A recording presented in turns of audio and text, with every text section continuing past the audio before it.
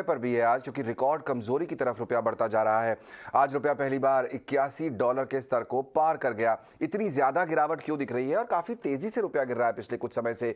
क्या संकेत मिलते हैं इससे? मेरे सहयोगी विश्व मोहन जुड़ रहे हैं मेरे साथ। विश्व मोहन, काफी तेजी से रुपए में ये हम गिरावट आते हुए देख रहे हैं। कई एक्सपर्ट से बात की होगी आपने, क्या कह रहे हैं वो?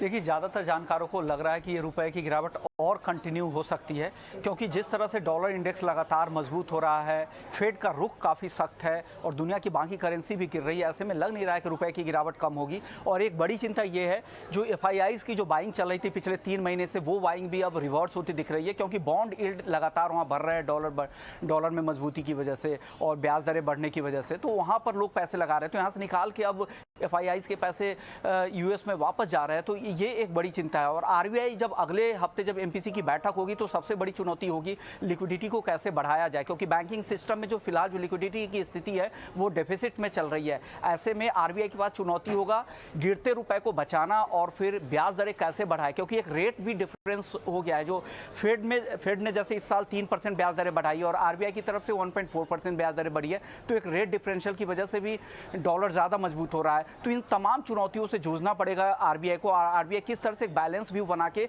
लिक्विडिटी भी सिस्टम में बनाए रखेगा और रुपए की कमजोरी पर भी लगाम लगे, तो एक बड़ी चुनौती है आरबीआई के पास रुपए की कमजोरी को रोकने के लिए। आरबीआई अपनी तरफ से कोशिश कर रहा है, लेकिन रुपए की कमजोरी कुछ बढ़ते हुए ही दिखी है। बहुत शुक्रिया विश्व मोहन उस अपडेट के लिए। चलिए एक और बड़ी खबर बताते हैं आपको। टाटा ग्रुप की